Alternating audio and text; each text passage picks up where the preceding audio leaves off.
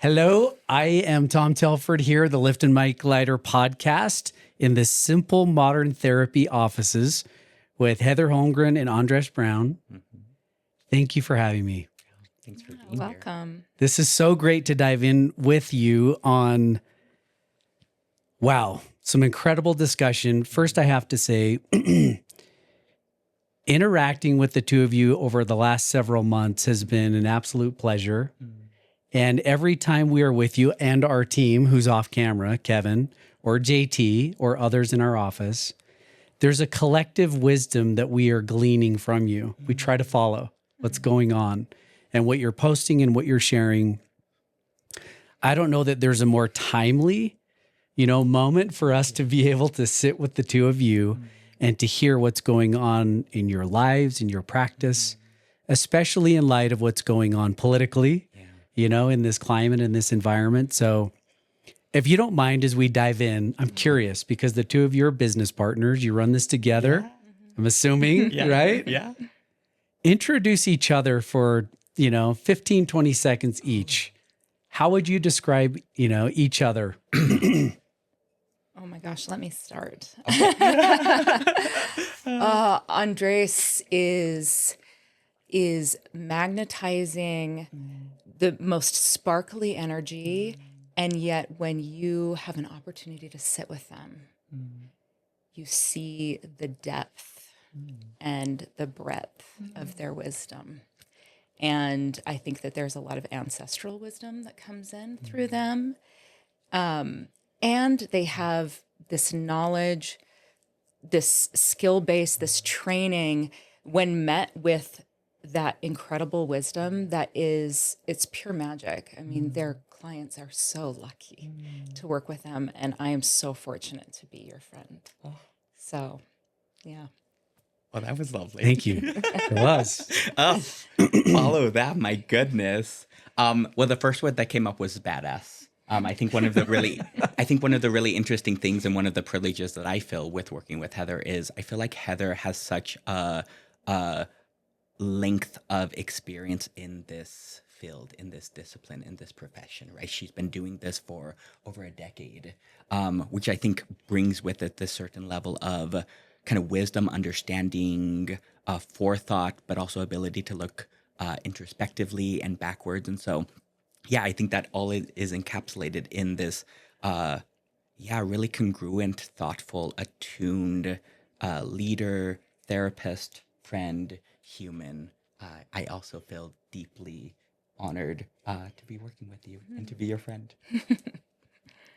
Beautiful.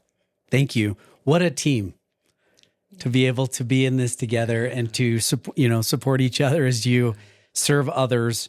I'm curious as we dive in, how would you describe the role you take in your clients' lives? Yeah. Maybe I'll start with this one. Yeah. I think about this a lot as far as like, what is my role and what isn't my role as a mental health provider, as a therapist. And I really feel like my role is to create an environment in which each person can facilitate and deepen a relationship with their intuition, their sense of self, their guiding force, to then be able to kind of make decisions to guide them on their own path.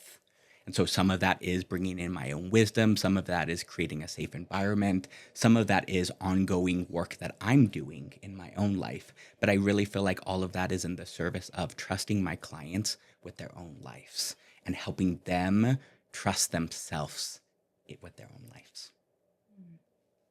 I love that. Yeah. I think the only thing I would add to that is that I think a big part of at least my job and my perspective in my role is to be a hope merchant. Oftentimes people come in feeling very bogged down, unsure where to go, feeling like they don't even know where to begin because things feel so chaotic and critical. And, we have the opportunity to really look into the future of many people's lives and know like it begins here. But bringing that hope, I think, is a huge part of the work that we do. In the work that you do and the role that you take with those who come to you. Do you feel it I've heard other therapists or other mental health clinicians describe it as a sacred experience to sit in pain or suffering or oppression with others who they may not even have another family member, or their family member is that oppression. Yeah. So, I mean, how would you describe that? I mean, to you, is it sacred? What's the word that you would describe? Because it is unique. Even my own therapist, that discussion with him one-on-one is like nothing I have in the rest of my, and I have a very loving spouse and parents, and I have plenty of support, but that dialogue with him is unlike any other that I have in my life. It's unique. How would you describe that interaction that you have with your clients? I mean, I definitely would resonate with that term sacred. I think that what we're really doing is sitting alongside someone who is in their own healing process. Like, they are the medicine. We step in and we provide a space, and maybe some objectivity, but really we get to witness something very, very sacred, very mystical in a lot of ways. I like that term. Yeah. And I think a lot of our magic lies in our human connection. And so I do think that there is a sacredness, a magic, some sense of something that exists when two people are able to show up authentically, vulnerably, to see each other, to hear each other, to understand each other. I think those are primary needs we have as human beings. And so I would put it into the category of sacred, but I think my frame of reference is like a deeply human sacredness, as opposed to an otherworldly sacredness. It's very kind of embodied or earthy, or kind of in what it means to be human. I love the term you used there. You started with connection, because it's interesting. When I leave that moment of therapy and I sit in my car for a moment just to like process what just happened. And it's interesting because I'm no longer with him, but I feel more connected than I have been prior. What is it about that, of being able to go introspective, internal with someone, that allows them to further kind of understand their own connectedness to self? Right. And I'm maybe to take it, a little bit further, as a provider of a family, a father, a spouse, business owner, colleague, all of these roles and hats that I have worn in my own responsibilities. It's interesting because so much of that is outward. There's not a lot of time for inward. And yet there's something still very connected to self, having been able to go confide in someone, share really what I think versus tenoring it down because I'm so scared of relationships. What is it about that you see with your clients? Yeah, the word, Tom, as you were saying, that comes up is attunement. Like, I think in order to be able to attune to others and attune to our environment, we have to be able to attune to ourselves. So I think therapy can often provide an environment for us to practice that skill of attuning to self, of going inward and understanding and familiarizing ourselves with what actually is there. Like you say, we live in worlds where often we have to play these roles, or we have to perform in a certain way, which doesn't really facilitate a deepening of connection with self. So by connecting with ourselves, I think we then are better able to connect with other people. Yes, I agree. And I think that's what it's allowed me in my own therapy journey to recognize and uncover, is that if I've done that, instead of denying self or denying the ability to really think introspective, it's allowed me to go be strong because I'm not hiding me away, which is kind of an interesting process to think through. Every adult, has that within them. In a way, it's not oppressing self, which is, I want to pivot with you now and talk about oppression. We started that dialogue as soon as I walked in. And so I want to dive further into that. What's interesting is, you know, my own childhood, I was not a good student, struggled in school growing up. I went back to school at 40 and got a master's in leadership. And it's interesting because I expected going into a leadership master's program that it was going to be a lot about power and influence and impacting other people. And day one, the first lesson was on the pedagogy of the oppressed. Oh. I don't know if you've read the book. You probably could quote it, Andrés. Yeah. That was fascinating for me. And I'm so glad that, frankly, it did not start off with impact and influence of power, but more so impact and influence of those who are oppressed. How do you lift and make lighter, not control and oppress? So fascinating. Talk about humble pie, right? But I'm so grateful that I had that experience. What is it about that? What is it about oppression and that topic for the two of you that is so powerful or so, I don't know if it's lightning rod, but it's a passion of yours and it's a topic. Well, I'm wondering if maybe we can, I mean, when I think of oppression or the oppressor, I think of power and what it means to be in a position of power and privilege and what that affords us, what it allows us to be ignorant to or to not see or to not know because we don't have to, and what it means to engage with that in a way that is aware, so then we can not do that. Yeah. And we can actually help by educating ourselves and lifting up others.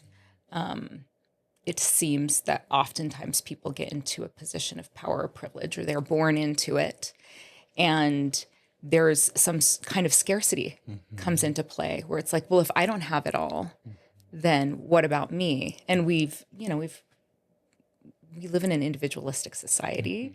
The Reagan years and some cultural perceptions have really pushed ideas of self-reliance and self-reliance alone. And, it was even brought up the pandemic, even more isolating out of necessity. But how can I take care of myself and my own, period? And that's a privilege. And I don't think it's helping us. Yeah. How come? Well, I think one. Well, I think yeah. How come? What's the problem? Shall we in go? that mindset? Yeah. Well, I think one thing is it denies the reality that none of us are actually individuals alone. That no human exists void of connections with other people.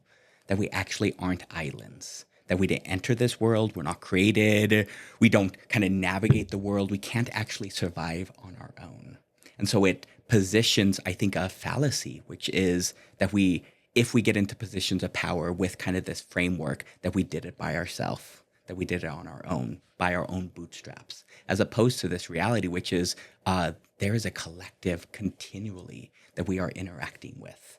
And so I think part of the difficulty and part of the maybe hurt and harm that happens is if we continue to believe in this idea that we've done it by ourselves, we are more likely to disconnect ourselves from maybe sharing, interacting with other people in a deeply meaningful way. We get really fearful. Again, going back to what Heather was saying, this idea of scarcity.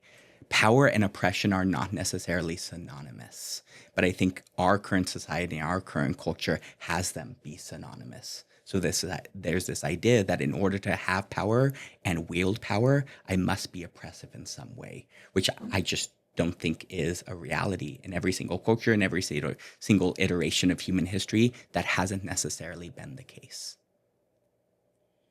Say more, Heather. Well, I keep on reflecting as Andrés talking how this, how privilege allows people to be avoidant, and that the more avoidant we become as people of privilege, the less equipped we are to deal with negative emotions, thus the more we avoid and the more we silo, and the less we want to step into hard conversations, the less we want to advocate for people who need our advocacy, who deserve our advocacy. And the less we maybe challenge even our own beliefs and ideologies. And yeah. You know, it's interesting, as you were saying that, Heather, I was thinking back, Tom, as you were describing this beautiful experience of being in a therapy office and thinking like, oh, that's a very non-individualistic, non-isolated experience. We're not meant to do it by ourselves. We're not meant to be alone. And so there's this idea, right, as far as like, I think part of the difficulty that we see in our current society is that we often privilege individuality, and what we end up with is isolation. And so I think by shifting that, by allowing ourselves to be more collective, we also allow ourselves to be more connected. There's so much there. So we got to go there. Yeah, let's go. I'm going to share an example. So recently I was in an office of who I would consider in my life in terms of just know of. I did not know him well going into the office, but I knew of him as being one of the top 5 most wealthy people that I knew of. So what's interesting is I walked into the office and the discussion almost immediately became emotional. And the discussion was around this idea of isolation. He, from a very young age, he was taught, be a man, be strong, and he has. He's done it really well. And he has scaffolded a life of being strong and an employer, and he's employed a lot of people, and he's made a lot of money, and he is so lonely in the success. So it's interesting that this is someone who, and I won't name names, but I think a lot of people would be shocked that privilege and prosperity and success isn't necessarily as it's shown, right? That there's value there. He's incredibly lonely, and admittedly, he said, I've known I've had ADHD and depression most of my life, and I'm now just coming to grips with it. So let's talk about that, because you would think of all the people who have the privileges, in the current political environment we're in right now, so many people are feeling like all the privileges are now running rampant, right? That's going to be allowed and, almost like rewarded. And it feels like there's a sense of oppression is now coming back institutionally or systemically. Can you speak to that a little bit more about what you're seeing and feeling from people in this environment? Tom, as you were describing that, I think what was coming up for me is privilege can often be a really wounded place. I think our society is really wounded in building systems that privilege someone over somebody else. Privilege a group, an identity, a skin color, a culture. But I think that's actually a wounded society. I think there's this idea, again, going back to what Heather was saying, of this scarcity. So I think what we're seeing right now is this real fear that shows up in, if others have as much as me, that means that I have less. So we have this real,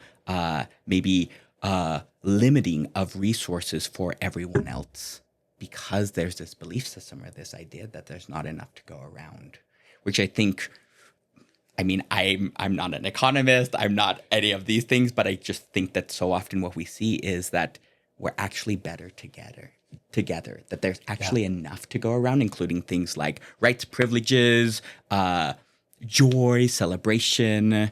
I don't know if I answered your question exactly, but I think that's what was coming up as you were. Yeah, you did. What's ironic about it, right? We're sitting downtown Salt Lake, like a stone's throw from a very large, religious institution. And ironically, that day, the thing that is inside him, which he said it over and over, at the very core, I believe in Christianity. I'm a Christian. I believe that, Jesus taught to love everyone. And yet societally, my privilege, it's not lining up. Because in my heart, I know I'm not really being kind in the way that I really, in my heart, feel like I need to be. So all of these other, I don't know if privileges is the right word, but the other hats that he wears are now not sitting well in his ability to be peaceful inside about, being a Christian. So, I mean, it's ironic, just his own paradox of what truly is acceptance and lifting other people versus maintaining my status of, power and the employer and all the things to be strong. Say more, Heather. I mean, the ego is a flimsy armor. It is. And we work so hard, so diligently to keep that intact when, like, what are we afraid would happen if we stepped forward as our imperfect selves, if we were a little vulnerable, if we said, I don't know, or I don't get it, or there is something about this that there's friction inside of me. My roles and my identity is not lining up with what I believe in, what I value, and sitting in the discomfort of that and allowing that to marinate. Like, my work shows that this is how we become polished. This is how we refine our humanity. This is how we become better. And yet we create all the scaffolding to prevent that from happening, because what if I fall apart? Or what if I find out that I'm not who I think I am? And then meanwhile, it ripples out from there. It's not just us. And this is part of our conversation about the collective. We're actively harming people by not doing our work. And that's a responsibility that we have to take. What is that? Say more about that. The responsibility to do the work so that it doesn't what? So that it doesn't pass on other generations, impact the relationships we have, parenting. Say more about that. Yeah, I think it can be passed down, right? I think so many of us were raised in cultures where we were given a certain message of what it means to be a successful human, successful man, a successful woman. And I think, again, what Heather's talking about is this idea of like that being really ego driven, really kind of external, what people are able to see, as opposed to, I think, a variation of that, which is, imagine if the way that we viewed success was our level of authenticity, congruence, and caring. If that actually was the measure of highest humanity, if that's the thing that we celebrated, it would be a very different society, right? And so I think we see this passed down through cultures, through our culture and through generations. But I also see right now what we are interacting with is a real kind of zeitgeist of kind of ego-driven fear. That there's the fear of the unknown, the fear of the different, the fear of the other. So rather than going through the process of doing your own work to recognize, oh, I don't know something, we assert some certain level of knowledge or wisdom, or we shut down that and we say, oh, I'm not going to listen to science. I'm not going to listen to other people. I'm not going to listen to any viewpoint that doesn't align with my own. When in reality, what's that exposing is a really fragile ego, a really underdeveloped sense of self that cannot hold multiplicity of thought, that cannot hold somebody navigating the world in a different way than your own. And going back to privilege or oppression, like we were talking about, right? Also this stance that I think a lot of people have, which is like, if something makes me uncomfortable, I feel entitled to then exert power over whatever it is that makes me uncomfortable. I don't want it in my life. I don't want it in my sphere. And I feel entitled to be able to do that, as opposed to this more coexistence model, which is that may not fit for my life. However, I don't feel like I'm in a position to oppress anybody else's life by asserting my own belief systems, my own ideals, my own values on somebody else. So I think that's how it harms both generationally and collectively, right? Yeah, even hearing you say that and describe that, I'm feeling that in my own world, close world, family, extended family, of how that is. When you hear that Heather, I mean, you mentioned it, right? The fragility of ego. Yeah. So say more about that. I mean, if you were to diagnose it, right? Is white bread Tom, man, is it ego? Is it my ego just, hey, for you to be willing to truly be tolerant, to really think outside of your individual self, is it my ego? Is it, Tom? Is it? Is it your ego? I know it's part of it, Yeah. but it's deeper, if it makes sense, than even that, because it is how I was scaffolded. It's literally my identity. Yeah. It's in the DNA, of what's gone on there. So literally, to your point about generational, I was taught certain lessons about what it is to be a boy, a man, a Christian, all the things. And so to change that or to fracture those thoughts or beliefs is feels like more than just ego. Maybe I don't have the right definition of ego, but it's of self. Yeah. It's of existence. Yeah. Yeah. Yeah, you mentioned the culture in which we live here in Utah, and one of these prominent leaders would say, doubt your doubts. And I think, oh my gosh, that's dangerous. Yeah. Instead, to take your doubts and use them as a question to move you toward more critical thinking. What if we don't know everything? I mean, I learn the older that I get that I don't know anything. And that there's so much to learn and understand and to be curious about and to question and to hold and say, how does this fit for me? Or does that shift or change the way that I now view the world? Again, like, I'm just so curious as to why we think that a change in the way that we think is so catastrophic, especially when that promotes inclusion, community, connection, love. It's Black History Month. Yeah. And so I've been, doing some reading and came across this beat poet from the 70s who said the revolution will not be televised. And part of what I believe that work is in our own mind. When we can change how we think, a revolution can happen. And if that's toward good, if that's toward love, if that's toward Christian ideals, true Christian ideals, then we're better as a society for it. And I'm better as a person for it. And, that I have to question everything. Yeah, I'm a questioner. That's who I am. I don't know why, but it's in me. Yeah.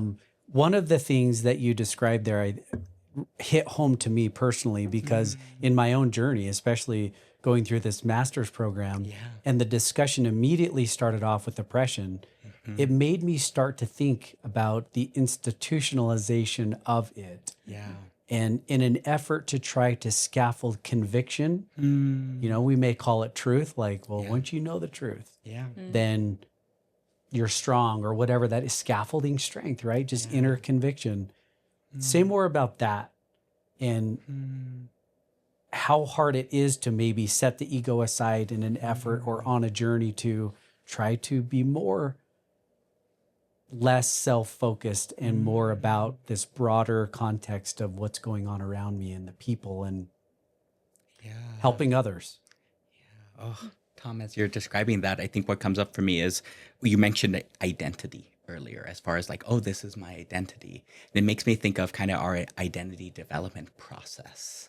And that woven in that is our attachment. So attachment theory is kind of this framework, which is that we enter the world with two primary needs: to be unconditionally loved and to have responsive, consistent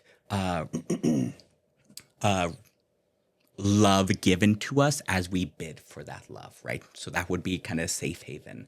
And this secure base, which is from that place of unconditional love, that nothing I do or say can sacrifice my lovability. We then go and explore. We're curious. We figure things out. We fall down, we scrape our knees, and we have this trust that we can come back to that secure base and that love is still going to be intact.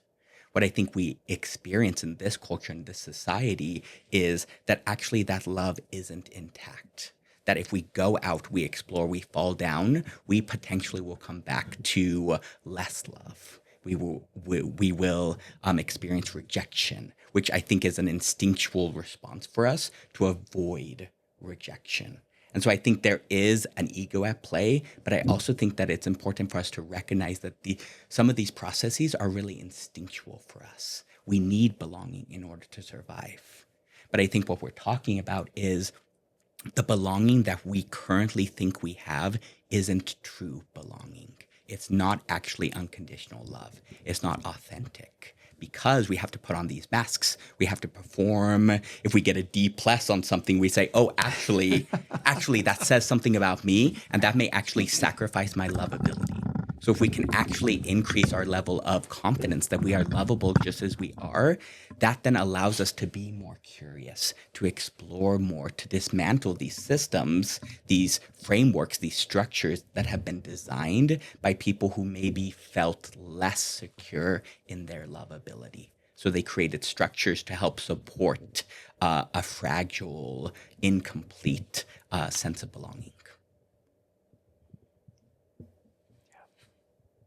So good. There's so much there. Double click on it, Heather. Say more. Oh gosh, I don't know if there's more to say. Honestly.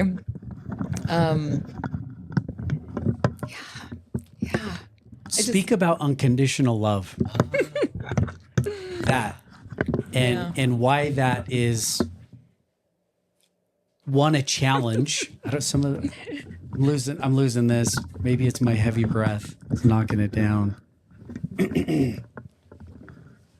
What's the problem with conditional love? In terms of people and what you see come through the door here. Well, first of all, I think it creates a great deal of anxiety and a lot of questioning about, am I doing the right thing? And that the right thing or being good enough is predicated on someone else's opinion of me. And if we're constantly in that state of trying to please others and meet other people's needs, then again, this builds this identity confusion versus, I have a secure base and a safe haven within myself. And that allows me to be fallible and make mistakes and be imperfect and learn and still be caring, loving, a good person. And that's outside of, my identity as an attorney or a teacher or whatever, that I can have that security, that unconditional love can come from within, even if we didn't get it from without. Yeah, and it's making me think, as you're talking, Heather, kind of this idea of like, what are the conditions upon which our lovability is based? So I think that bears some of that curiosity or that exploration, right? We live in, like, looking at our culture, right? We have a really like productivity-centric culture where our lovability is dependent on how much we produce in some way, shape, or form, right? Our production of jobs, production of income, production of grades, production of whatever, right? And so that, like Heather's saying, is very external. But what if the conditions of, well, I don't know if I love conditions, but again, what if the condition is, inspiring environments in which we are able to actually ask more questions? If that actually was the measure of, quote unquote, getting an A, was how many introspective questions you asked, as opposed to, did you produce a paper that communicated something? So rather than this inward, outward production, a receiving of the wisdom, of the knowledge, external focus rather than an internal focus, because we've already done the work to establish our sense of self internally. So therefore, we're more curious about what's happening externally. But again, I think what we see and the difficulty is because we haven't done that work, anything external is dangerous to us. It's unwelcome. We haven't created the container by which we can really interact with newness because it rumbles, right? It may cause doubts. And if we're told to doubt our doubts, I don't want to have doubts. So how do I go to that which is known? But what we see is if we stay in that which is known, we don't actually learn. So I will often tell my students that we all collectively get to meet our kind of growth edge. We lean into not knowing, and that's actually where learning happens. Yeah. So much there. So good. I mean, when you think through the people who come here who may be struggling in one way, shape, or form or another, and they're really hungering to try to know self, right? They're looking for, whatever that is, that inner compass of just their own personal truth. Yeah. If you've gone through the journey of someone who is getting to that point where they now are comfortable in self, they can live in their own skin, is the byproduct of that at some point they can kind of look up and notice what's going on around them and go, hey, I did not necessarily notice these people or that situation before, whereas before they're just trying to survive, right? Which is a term you used, in some of I want to dive into that, just so dovetail into that. The outcomes of someone who becomes more capable in self, it is that required to truly be compassionate externally. I mean, I would say no, but maybe that's I'm going to have a beginner's mind. Maybe I'm wrong about that. We know empathy is a learned skill, and so anyone can learn how to be empathetic. And when you are practicing self-compassion mindfully, that gives us an edge to extend that self-compassion to others. However, I will say, it's been my experience that people are much better at extending compassion to others than they are to themselves. So, what would happen if we could do both? Yeah. Tom, I have to be quite honest with you. I'm less worried about the people who come to therapy and more worried about the people who don't. Yeah. And I guess that's what I'm insinuating for our listeners. If you are not willing to go there, if you are nervous of getting introspective with doubts and doing it in a way, even if it's one-on-one with someone you don't even know, there's something there about it, at least in my journey.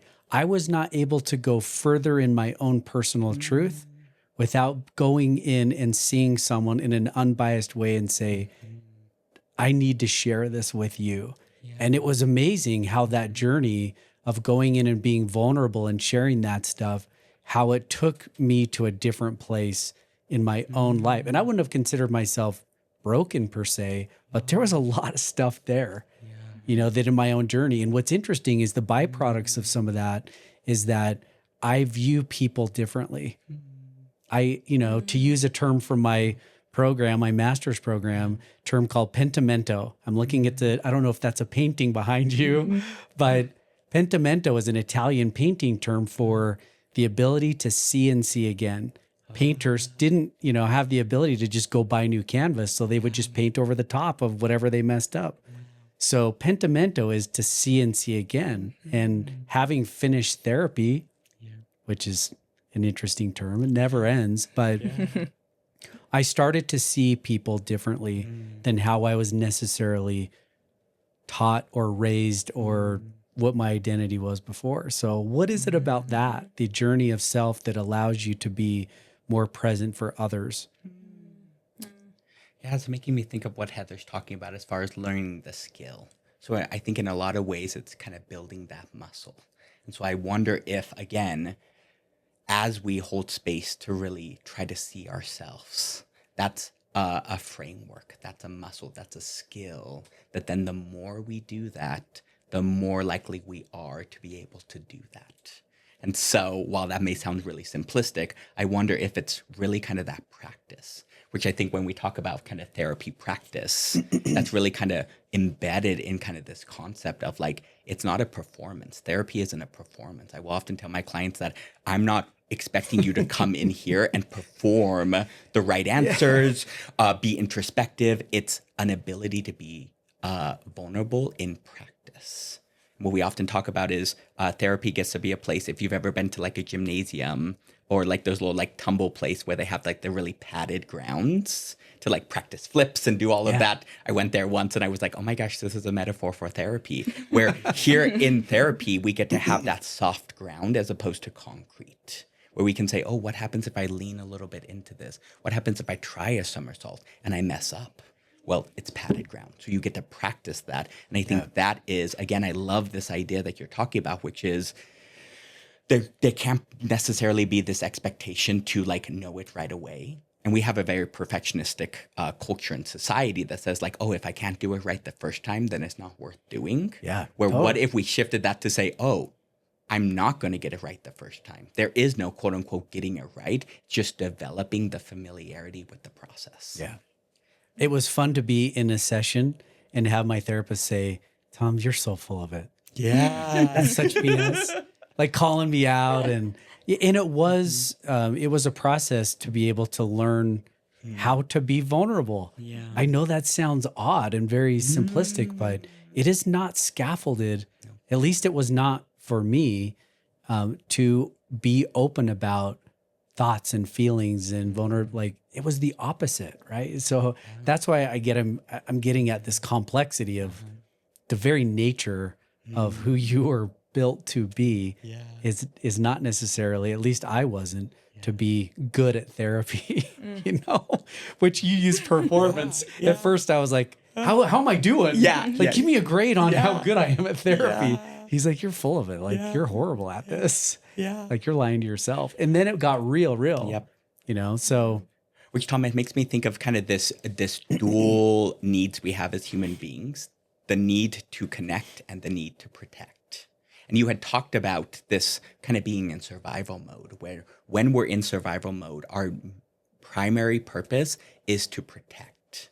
Part of our brain shuts down when we're needing to run away from a bear or if we need to like punch a lion in the face. So it's not actually conducive for us to be expansive, to be curious if we're in survival mode. And so I think the real challenge for us is to balance both that need to protect and that need to connect. Because in order to connect, vulnerability is required, right? We can't have true connection if we're not able, willing, or wanting to be vulnerable. So when you describe that and let's dive into self-reliance, because that really, I mean, is that the enemy of really where a great society who's really tolerant and supportive of each other and open ideas? I mean, we've all been structured that way. I mean, we're all here today because we need to have a job and put money in the count and like survive. But is that self-reliance, right? We're navigating this together, right? I can't actually take care of myself all by myself. Right. That's actually an impossibility. That's a falsity that we've been given. And so it's been packaged this way. But I think what we see is that actually has never been a possibility for us. And so if we're not actually doing anything rather than just exposing that the scaffolding is not a sustainable scaffolding or a durable one. And so the more durable scaffolding is collective well-being, right? Rather than self-sufficiency, it's collective sufficiency, right? This trusting other people that I don't have to have all the answers like Heather was talking about, right? But the answers that I have can be meaningful for the collective, and the answers that other people have can be meaningful for me and the collective. So moving from a me framework to a we framework. Brilliant. When I was going through a bit of this, midlife, I don't know, it wasn't a crisis per se, but it really was. It was a recognition in time of how did I get here and who am I now? And it's interesting because a lot of self-reliance, earning, providing all of those identity markers for me, when I hit a certain stage of selling a company and all of a sudden I kind of looked up and thought, how did I get here? And in that moment, there was this idea that I made myself. It was like this ego. It was ego. It was a patting myself like, this is amazing. Like I sold this company and I built it from nothing. And it was like this self-congratulatory pat on the back. And just as awkward and as strange as you can imagine that would be, like patting myself on the back, right? Like, you're so cool. Yeah. And then it hit me like, self-made is a total lie. Yeah. And I made a list that day in my office in that moment of all of the people who helped me get where I was. And ironically, overwhelmingly on the list was women. And it was just a moment of like, I am only here in this moment because the majority of women, mom, spouse, incredible school teachers, a lot of mentors along the way.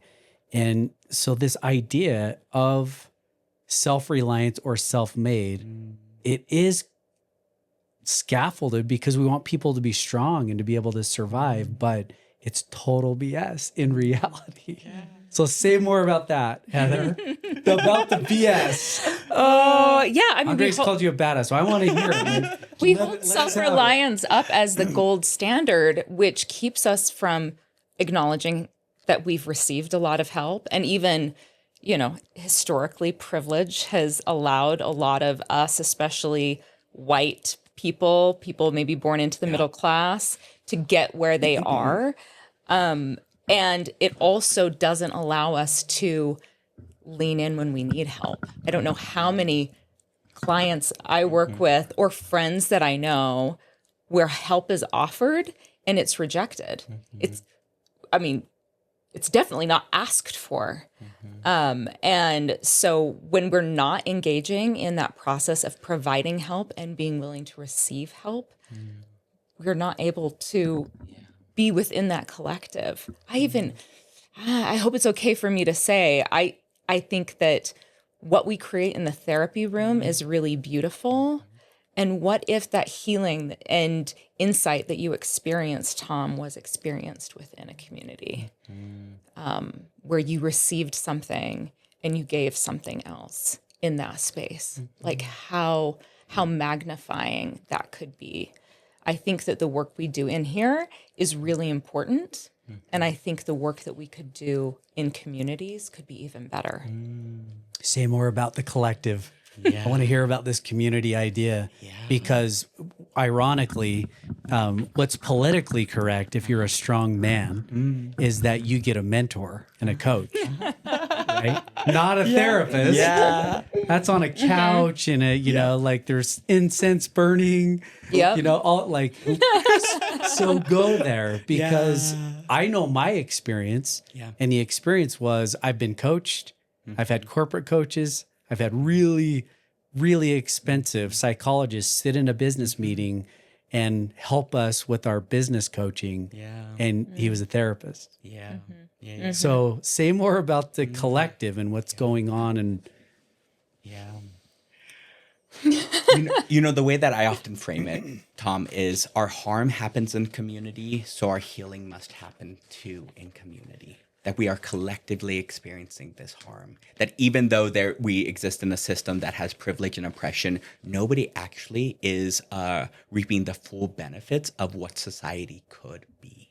And so shifting from this individualistic framework, which is every single person goes and spends 50 minutes or 55 minutes or an hour in kind of these individual therapy sessions, and that's how we're going to heal the world.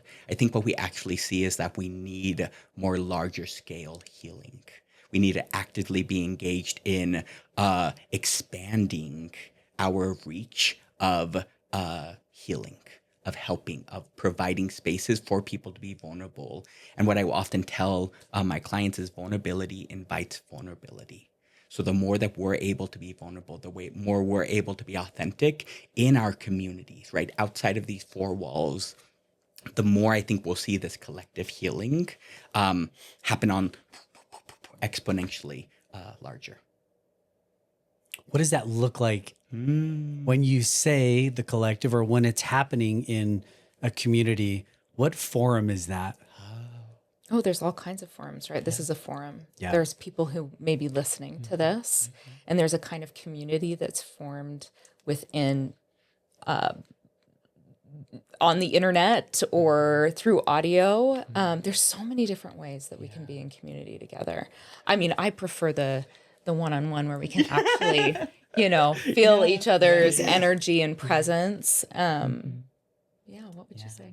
Yeah, I think things like we see a lot of like protests can be a really kind of beautiful kind of community healing spaces. I think specifically for some of my communities, dance spaces is a space to collectively heal. But we see any place where people congregate could potentially be an environment for us to collectively heal. But again, I think it requires that ability to sit with our own sense of self and our curiosity about the other to be able to have that be a healing space rather than a hurting space. So I think, again, it's as simple as anywhere where people are collecting could be a collective healing space. It can be facilitated by a therapist, but it doesn't necessarily have to be facilitated by a therapist. I think it really gets to be like running groups. My brother's part of a running group in Idaho, and that can be a collective healing space. Yoga spaces, coffee shops, all of this can really be an environment for us to collectively heal if we're leaning into each other as opposed to out.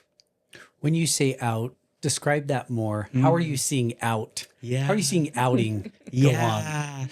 I think it's interesting because it's a paradox of, I think the more that we lean out, the more focused on our own individual well-being, rather than recognizing that, again, we're connecting with other people ongoingly. So I think leaning in would be making more eye contact with people, remembering people's names, being kind and gracious to people as we're interacting with them. I think leaning out is, what do I have next to do? What's coming up? What's my next meeting? Viewing people as commodities as opposed to human beings that are worthy of connection.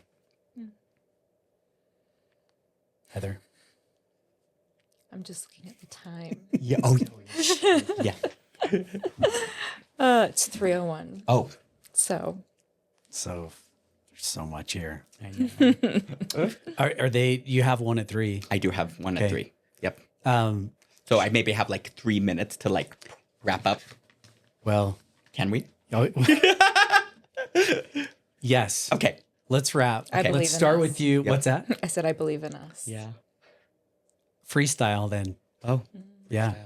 What would you like to have been said or say about this discussion in particular? Because in it, I want to dive right to speak about identity, gender, sexuality, because I think that so many of us, including me, I know I'm totally ignorant. I was not raised to really look up and see pentamento, to see and see again differently, so that my community that I have largely been blind to, a piece of it I know well, but the broader I don't, I'm ignorant to it. Speak to me that way. How do I see and see again more? Oh, what a big question. Yeah, I appreciate the question, because I think what comes up for me is, and we've talked a lot about this, where the time to be on the sidelines, to be an ally, I think has ended. I think what we're seeing is that there are direct oppressions happening to us. Our rights are really under attack. Our identities are being erased, literally erased. And so I think what is needed is to lean in to the discomfort of activism, of action, of engagement, rather than this avoidance framework. And so I think my encouragement is to be, if you don't know, learn. I think there's lots of opportunities to learn.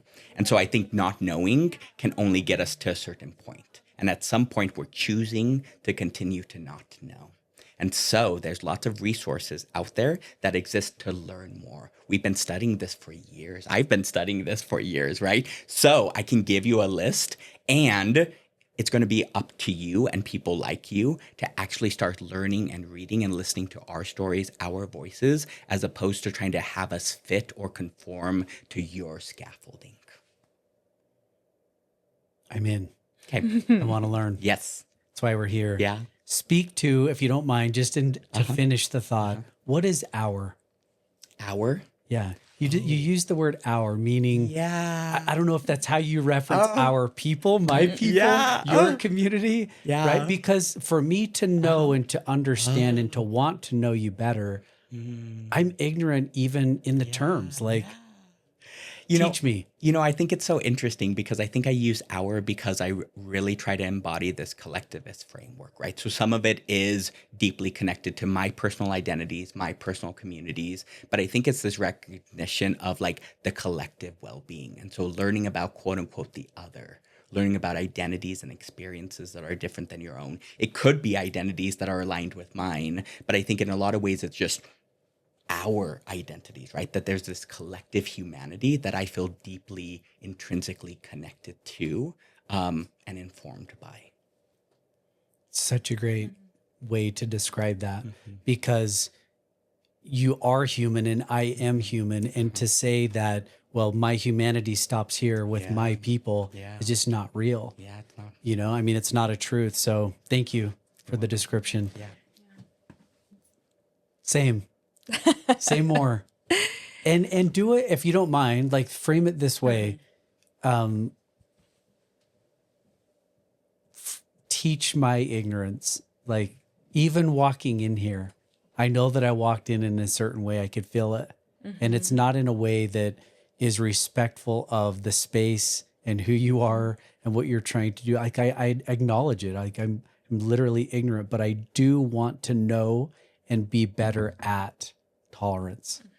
So can you speak to me in that way of how would Tom become better at this, the collective, instead of reverting back to all of the comforts of privilege? Yeah. I think we have a real problem with being uncomfortable and being able to tolerate discomfort. And this is another learned skill, being able to regulate our own nervous system well enough that we can hold the complexities of what it means to be in a complex world. Yeah. And I'm not as worried about you, Tom, who has a little twinge and goes, ooh, something's not matching up. Maybe I should talk to someone. Maybe I should ask questions. Maybe I should be curious. Maybe I should acknowledge that I noticed something. I'm not as worried about that. I think that is exactly what we need. I'm more worried about a segment of our population who have developed, I think on a very subconscious level, a part of them that says things like, I don't want to rock the boat. Or we just don't talk about those things. Or don't be mad at me, I didn't vote. That type of response and reaction is a reflection to me that if we were to go deeper, we would find someone who is very, very scared of their unregulated nervous system. And so they don't want to even begin to step into situations or into circumstances where they could be activated because they don't know what to do with it. And those are the people that have a lot of power to join us in creating a lot of change, but aren't having that twinge. Instead are being met with that familiar old script of, I don't rock the boat, or, you know what, I just try to get along with everybody. Contention is of the devil. Those are the people that I really want to reach and to extend a lot of care to, but again, to say the time for sitting on the sidelines is over. And it's going to be okay. And we can help. What are they missing? What are they missing by not being willing to be curious and to lean into the other? Mm-hmm. You mentioned the other, the rest of us. What are they missing by not doing that? Because I think for a lot of them, it's like, well, it doesn't really take away from my life to just be in my comfort and be where I am. Mm-hmm, mm-hmm. Which is another thing that people say, right? It's like that scene in The Wizard of Oz where she gets to Oz and everything is in Technicolor. when we have the capacity to be willing to be a little uncomfortable, we can see a tapestry of humanity and the possibilities for human connection and deep, deep love than we are not able to experience otherwise. It's liberating to be able to sit in hard conversations with people, to have tears, to say, I don't know what that's like, but wow, I'm so glad that you told me. And I'm so glad we can be here together. Yeah. How does choice and agency factor in when you, I mean, that's kind of a strange question to ask, but I think often people want to be kind. They may see someone homeless or, even whatever it is, children who need a parent, the downtrodden, and they recognize it and they want to serve and lift other people. It seems like when it's their ability to choose to provide love and kindness and care and compassion and tolerance, that is more empowering versus when society kind of thrusts it on them to care. Mm-hmm. I don't know if that makes sense, but I see a lot of really great people who want to be kind and loving and accepting under their conditions when it matches them, right? Picturing a gala event for, children in the Philippines who dress up, write big checks, but it's conditional for, it's still the ego driving it. Can I go spend time with successful people and get a tax write-off versus all that's going on around us right now, like here, not in another country, but literally here, right down the street. Can you speak to that just a little bit in the conditional, kindness of people and their willingness to see and listen to the downtrodden under their condition? Yeah. I'm gonna grant you humanity under these conditions versus the conditions are enough. Mm-hmm. Like they're human. It's warranted regardless. Yeah. Yeah. Well, I mean, it's the intention and spirit with which we're doing something. And I mean, financial activism can be a form of activism. Is that the spirit in which we are doing it? Are we using our power and privilege to be saviors? Or are we using our power and privilege to say, wow, I don't know. So how can I learn and then use the privilege that I have to help the cause, as opposed to, oh, you poor thing, I'm up here and I can see you're down here and I'm going to help you. It's a completely different energy. It comes with a completely different spirit. And it asks us to recognize that because we have privilege doesn't mean that we're better. It may actually mean that we're worse because there's so much that we're not seeing. Again, the complexity of life, the beauty of our differences. The technicolor world that we could live in if we could see better. Still a one down position that so many have and they feel good about their giving, but it's still in a one down position, savior versus peer, and I think that's such a great description. How else would you like to finish anything, any topic? It's near and dear to your heart. You can freestyle in any way. I think I've said what is really important to me. Right now, it's asking people who are afraid of discomfort, who are typically very passive communicators or avoid conflict, to be willing to take the risk to learn how to become more regulated and step into hard conversations. We really, really need those people to be doing their work. What is that stepping into? What would you say that process is? I mean, therapy can be a space where people can learn how to do that. I mean, people who really work hard in therapy are my heroes. It's not easy work. It's uncomfortable work. And the relationship between the client and therapist can titrate the discomfort. helping people notice their own body sensations, things that are coming up for them and physically, as well as, stories or narratives or cognitions that may be driving the avoidance or the feeling of discomfort. I even know therapists who will ask people to wear pulse oximeters on their fingers. Yeah. Just notice what's happening in their body, becoming more in touch with ourselves somatically, helps us, I think, be more in touch with others and more able to tolerate that discomfort. So. For those who do the work and who will actually dive in the way that you've described, are they really addressing that sense of ego? Is it an insecurity at its core to be willing to say, I'm capable of getting better at this, more discovery? I think that is, I think it's whatever the opposite of insecurity is.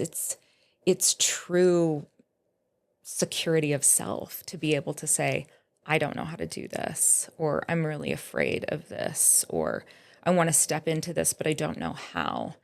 That ability to take off the armor and to say, wow, this is something I want to be able to do. I think that takes a lot of courage. I do too. In coming, even visiting today, I've felt from you and Andrés like this courage, and I don't know your own stories, but I would love to hear them someday, because something tells me that you've had to muster an incredible amount of courage to be where you are today, what you're doing and who you are. It's remarkable. Maybe you don't have to say about yourself, but will you maybe finish on that about Andrés, what you've seen in a business partner and another human, the courage, maybe the process, the evolution that you've seen in his journey? And is that even the right term? Like, correct me if I'm wrong. Like, I want it to be a learning thing. What would you say are the right pronouns? Well, Andrés goes by they, them pronouns. Okay. And I think that I wish they were here to say, a beautiful part of their journey is being a living, breathing example of breaking down sociocultural norms about what we think people are supposed to be, and really embracing authenticity and exuberance and vibrance. And that living in that truth within their own authentic self is a gift to the world. It's a gift to their clients. It's a gift to me. It's a gift to every man who's been told that they have to be strong. Yeah. What a great description. I don't know if you've ever said that before, but it's beautiful for you to say it and for me to hear it from someone who is close and sees that journey. I think that is bravery, to truly be able to sit in self when it is not the social norm. I mean, that is, especially in this environment today, with this administration, what's going on. I mean, it literally is a social experiment in bravery. Mm-hmm. It's remarkable to me. So thank you. Yeah, anything else? Thank you. No. To family, to spouse, to anyone. I don't know if you've ever, got to say it on recording, but yeah, this can be a living something forever. Yeah. I don't know. I think that I'm really lucky to be in a life that I love, with a partner who supports me, with incredible children, and to have been afforded a lot of privileges in order to know what's possible. I have my own story of adversity and pain, and yet to be able to see what could be possible is an enormous privilege. And I thank my parents for that. I was just very fortunate to be able to see what was possible. So I didn't have to stay rooted in some of those really overwhelming challenges. And not everyone has that. You want to see anything else about your parents? Sound amazing. Mom, go to therapy. Dad, get better hearing aids. Yeah. You're so preachy. Oh, I love it. Yeah. Thank you for doing what you do. I don't know how many clients you've ever had walk through here that you've spent time with, but the longer I do this, and I'm married to a therapist, but I don't know that there's a more timely profession for the world than the mental health first responders.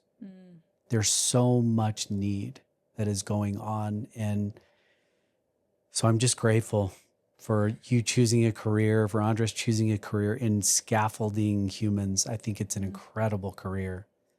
So thank you for lifting and making lighter Utahns. This work is an honor.